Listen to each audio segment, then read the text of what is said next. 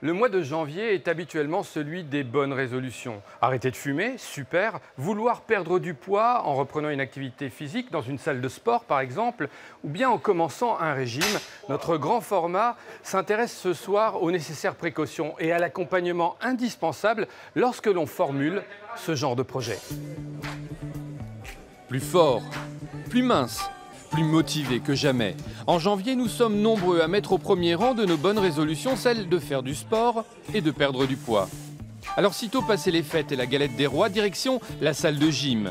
Avec septembre, le mois de janvier est celui où l'on enregistre le plus d'inscriptions dans les salles de fitness. Exemple avec Juliette. Pendant les fêtes, on fait des écarts, mais après, j'ai toujours fait plus ou moins attention à ce que je mangeais, donc c'est pas forcément un renouveau, quoi. C'est se remettre, oui, en effet, peut-être sur le droit chemin. Voilà. Si tu veux revenir Que l'on soit une femme ou un homme, l'objectif pour les inscrits du mois de janvier, brûler des calories. Et à droite, c'est pour régler la résistance. On a à perdre des poignées d'amour, un peu au niveau du triceps, etc. pour les femmes, par exemple. On va avoir aussi les hommes qui cherchent à souvent se sculpter, perdre un peu de ventre chez les hommes. Et chez les femmes, souvent, on a aussi des petites remarques au niveau de la cellulite, au niveau des jambes, etc. Si les bienfaits de l'activité physique ne sont plus à démontrer, il n'en va pas de même pour les régimes. Pour les diététiciens nutritionnistes, ils sont même souvent source de problèmes. Il y a un moment où vous craquerez, où vous aurez cette envie de reprendre cet aliment qui vous aura été interdit. Les régimes restrictifs aboutiraient en effet à l'inverse de l'effet recherché. Les patients viennent nous voir, ils sont désespérés, ils ont essayé plein de choses, ils se sont contraints à faire plein de régimes et ils ne sont toujours pas satisfaits.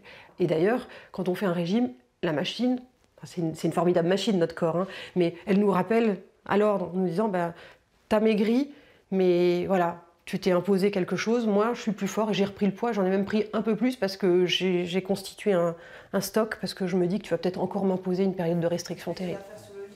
Direction le service d'endocrinologie du centre hospitalier régional de Metz-Thionville. On y traite notamment les problèmes liés à l'obésité sévère. Pour les professionnels de ce service, les régimes restrictifs que nous nous imposons, quels qu'ils soient, sont totalement inadaptés, inefficaces, voire dangereux.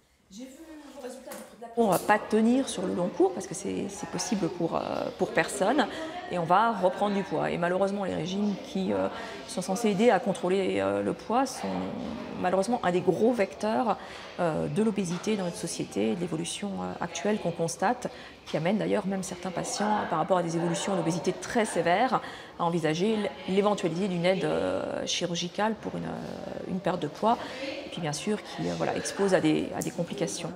Hormis dans le cas des régimes d'évitement, en cas d'intolérance ou d'allergie alimentaire, il faut garder la notion de plaisir. Par exemple, en dégustant galettes et autres douceurs, et ça, les habitués de notre salle de sport l'ont bien compris. Très important. Le plaisir, ça conserve, il fête ses 55 ans, regardez. C'est les 40 ans. Donc on souhaite des bonnes résolutions 2018 ? Ouais, bonnes résolutions les gars. Le caméraman il travaille. Et les enfants, il y a des petits gâteaux.